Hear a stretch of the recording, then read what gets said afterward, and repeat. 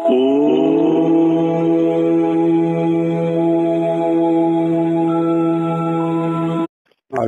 जय गुरुदेव। जय गुरुदेव। जय गुरु। કોઈ જવાબદારી નહીં કે પપ્પા ઘણું કામ કર્યું ભજન કરો કે શું છે પણ હવે આમાં શું છે કે આપણને લાગતું કે પણ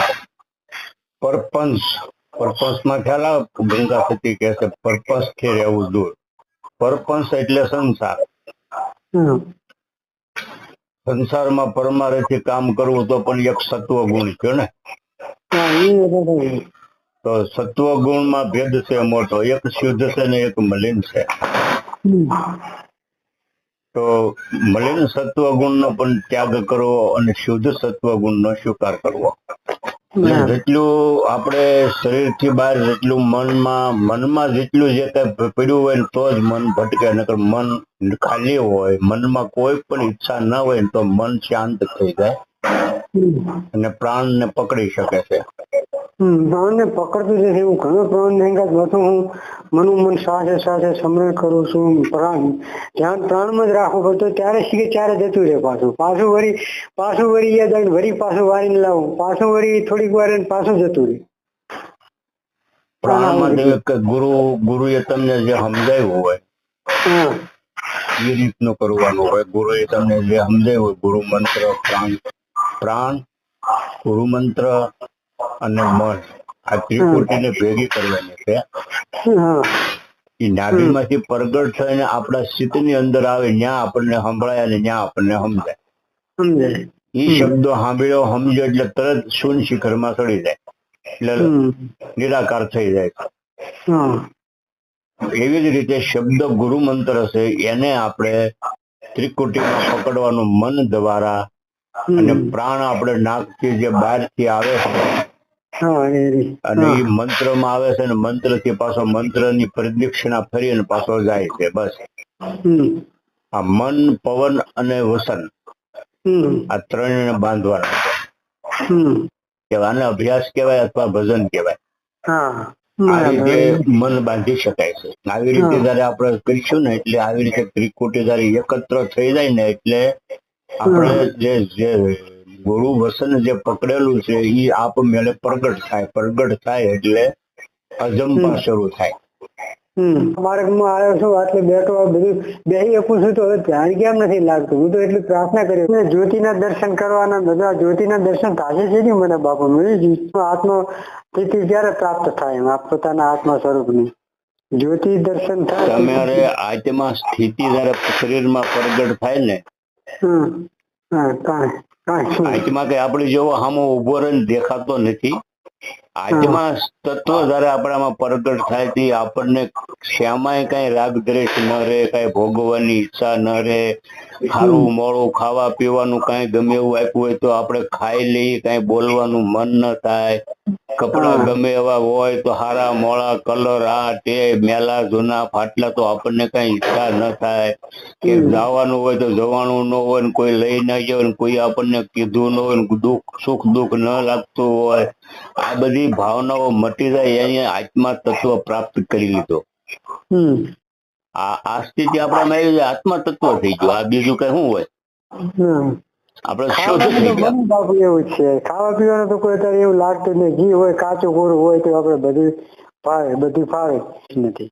પાસે વિષયો સમી ગયા, એને આત્મ તત્વ જયારે પ્રાપ્ત થાય ને, ત્યારે જ આત્મા પાંચ વિષયો જ્યાં સુધી જાગ્રત હોય ત્યાં સુધી આપણામાં આત્મા તત્વ હોય જ નહીં. અને આ પાંચ વિષયો જે ખાવા પીવાનો રસ, પહેરવા ઓઢવાનો રસ, કઈક ભોગવવાનો રસ, ફરવા જવાનો રસ, મારી તારી કરવાનો રસ, આ બધા જે વિષયોમાંથી નિવૃત્તિ થઈ જાય ક્યારે? જયારે આત્મ તત્વ પ્રાપ્ત થાય ત્યારે. આ આત્મ તત્વ તમારામાં જો પ્રગટ થઈ ગયું હોય તો આ વિષયો તમને આમાં રસ જ ન હોય. ભલે ભોગવવાના જ હોય, આપણે એમાંથી કઈ મરી નથી જતા. પાંચ વિષય મરતા નથી, પણ શરીરને નિર્વાણ માટે જે જરૂરત પૂરતું આપણે બધું ભોગવવાનું હોય. એમાંથી હાવ નિવૃત્ત ન થાય, પણ એમાંથી કોઈ પણ માં રસ ન રહે, એટલે આપણામાં આત્મ તત્વ પ્રગટ થઈ ગયું એમ સમજવાનું. ને ઈશ્વર ઉપરનો ખાસો પ્રેમ પ્રગટ થઈ ગયો હોય, એને જ આ વિષયો કંદડે લઈ. પછી આથી મોટી સાધના બીજી શું આપણા માટે આ યુગમાં હોય? જે ભજનમાં આવે છે, જ્યાં જ્યોત નથી ત્યાં જણકાર નથી, જ્યાં જ્યોત નહીં જણકાર નહીં વહાં છે અપના ધામા. એટલે મૂળ ઘર આપણું ક્યાં છે? ત્યાં જ્યોત નથી. હજી જ્યોતમાં હોય ત્યાં સુધી તો આપણે હજી ઉપર થયા નથી. જ્યોત જણકાર કઈ નથી, એ જ સદગુરુ નો દેશ છે. હા, એટલે જ્યોત જોવાની ભાવના ભૂલી જવાની. કઈ ધ્યાનમાં કઈક જોવાની ભાવના હોય તો એ બધું ભૂલી જવાનું, કશું જ દેખાવાનું નથી. એ સાચું ધ્યાન છે. કોઈને જ્યોત દેખાય, કોઈને ચિત્ર દેખાય. પછી અમુક કોઈને એમને કલર ના પટ્ટા પડે, એમ ચકડા પડે ત્રિકોટીમાં ધ્યાનમાં બેહો એટલે. ના ના, એ બધું ઈ પતાકડા પડતા હોય ને એ માર્ગે હાલ્યા જ નથી, ભક્તિ માર્ગમાં સીડ્યા નથી. પથ્થરંગી ની પાર જવાનું છે. પતલકડા કલર દેખાય, 5 પ્રકારના કલર દેખાય. એ કલરો 5 તત્વના કલર. તો હજી તો આપણે 5 તત્વમાં થઈ ને. આપણે તો એની 5 પથ્થરંગી 5 કલર એટલે પંચરંગી ની પાર જવાનું છે. કલર ની બહાર જવાનું. આપણે તો ગુરુ મંત્ર માં સ્થિર રહેવાનું છે, બસ. બીજું જોવાનું નથી. સરસ છે. બહુ મન ભટકાવવાની જે સ્થિતિમાં છો તમે એ સ્થિતિ બરાબર છે. તમારે ઉત્તમમાં ઉત્તમ સ્થિતિ છે. કઈ જોવાનું, કઈ ભાણવાનું, કઈ અંદર સંભળાવવાનું એ બધું ભૂલી જવાનું. હા, ગુરુ મંત્રમાં સ્થિર થશો એટલે અજંપા આપણા પ્રગટ થાય. પ્રાણ ને ખાલી આપણે જોવાનું, પ્રાણ આપણે આવે, બીજું કઈ નહીં. કઈ રસ્તો અલગ છે, એ રસ્તો બીજો છે. ઈશ્વરના ઘરનો રસ્તો નથી. ખાલી પ્રાણ ને જ આપણે જે શ્વાસ લઈએ એને ધ્યાન રાખવાનું. શ્વાસ ક્યાંથી ઉપડે જ્યાં બહાર નીકળે. અને સાથે ગુરુ મંત્ર એક આપણે સુરતા હોય. નુરત સુરત ની સાધના કહેવાય આને. અને આપણા ઋષિ મુનિઓ સિદ્ધ પુરુષો જે થઈ ગયા છે, બીજો કઈ માર્ગ નથી. જ્યોત કોને કહેવાય? એક ભજનમાં આવશે, જ્યોતિના પ્રકાશે લાખા હાલ્યો. હવે એક કડી આવે છે એવી, પણ કોણની ગાય છે મને ખબર નથી. જ્યોતિના પ્રકાશે એટલે જ્યોત એટલે પ્રેમ જે અંદર પ્રગટ થયો છે. એ પ્રેમ માંથી જે ભાવ પ્રગટ થયો છે ને એ પ્રકાશ છે. ભાવ છે એ પ્રકાશ છે, પ્રેમ છે એ જ્યોત છે. તો પ્રકાશના અંજવાળા ધીમી, જ્યોતિના પ્રકાશના અંજવાળા ધીમી હાલ્યા આવો એમ બોલે છે. તો જે પ્રેમ તો અંદર છે, તમારી અંદર પ્રેમ છે, બરાબર. પણ પ્રેમ એટલે જ્યોત. હવે એમાંથી પ્રકાશ જે નીકળે છે એને ભાવ કહેવામાં આવે. શું આવે? બરાબર. હવે તમારામાં જો ભાવ, પ્રેમ રૂપી ભાવ નીકળ્યો છે, પ્રકાશમાંથી પ્રકાશ જે ભાવ નીકળ્યો છે, તો તમારામાં કઈ ભાવ બહાર નીકળ્યો છે તો જ હું તમારી પાસે આવવાનો છું ને. ભાવ વગર તો કોઈ આપણી પાસે આવવાનું નથી. ભાવ દઈએ, કોઈ આવે તો સારા મોઢે બોલાવી, સારું સન્માન કરીએ, ભાવ દઈએ તો આપણી પાસે આવવાના ને. તો ભાવ આપણે ક્યારે દઈ શકશું? જયારે આપણામાં હાસો પ્રેમ હશે ત્યારે. એટલે પ્રેમ રૂપી જ્યોત છે અને ભાવ રૂપી પ્રકાશ. એટલે આ પ્રકાશ છે એના અંજવાળા તમે હલાવો. આ હાસી જ્યોત તો આને કહેવાય, જે પ્રેમ પ્રગટ થાય એને જ્યોત કહેવાય. સરસ છે. તેની બીજું કઈ નહીં. જે સાધના છે એ પરિપૂર્ણ છે. અને આવી રીતે ધીરે ધીરે આપણે જીવનનું નિર્માણ જે કરવાનું છે એ આપણું જીવન જ્યાં સુધી છે ત્યાં સુધી આપણે આવી રીતે ટકી રહેવાનું છે. બાકી આમાં બીજું કશું થવાનું નથી અને કશું કરવાનું પણ નથી. આપણે હરિનો માર્ગ પકડવાનો છે. બોલો બીજું કઈ?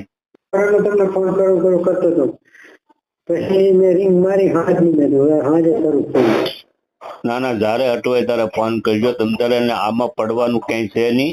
તમે જ્યાં છો એ બરાબર છે. ગંગામાં ચોખ્ખું જ કીધું, માન રે મેલીને આવો મેદાનમાં. મેદાનમાં આવવાનું છે. મેદાન એટલે જ્યાં કાંઈ નથી, જે ખાલી જગ્યા છે એને મેદાન કહેવાય.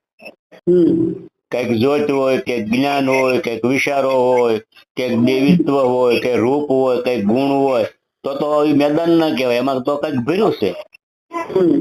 જે ભરેલું છે એને મેદાન ના કહેવાય. જે મેદાન કહેવાય એમાં કાંઈ નથી, એને મેદાન કહેવાય. બસ આ જ હાસો માર્ગ છે. બહુ અટવાનું નહીં અને બહુ મૂંઝાવાનું નથી. જે છો એમાં સંતોષ અને શાંતિ, બસ આ જ હાસો માર્ગ છે અને આ જ હાસો ધ્યેય છે. આમાં કઈ જોવાનું પડવાનું નથી. જ્યારે તમે અટવાય ત્યારે તમારે ફોન તમારે કરી દેવાનો. એમાં તમારે મૂંઝાવાનું કે એવું કઈ નહીં.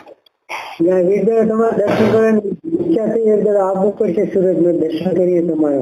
ના, હું દર્શન કરવા જેવો નથી. હું સાધારણ તમારી જેવો માણસ છું, સંસારમાં જ છું. હા, એ તો મોટી વાત છે ને, મોટી નથી, સાધારણ છો તો કહો છો. એક દાડો આવવું તો છે બાપુ, આવશું તો ખરા, તમને ફોન કરશું. ના સાંજ ની પણ આ બાજુ આવો, તમને ફોન કરશું, મળીશું, હળી મળીશું, બેસીશું, આનંદ કરશું. સારું, સરસ સરસ. જય ગુરુદેવ, જય સીતારામ, સીતારામ. સતગુરુ ભગવાન કી જય, સનાતન ધર્મ ની જય.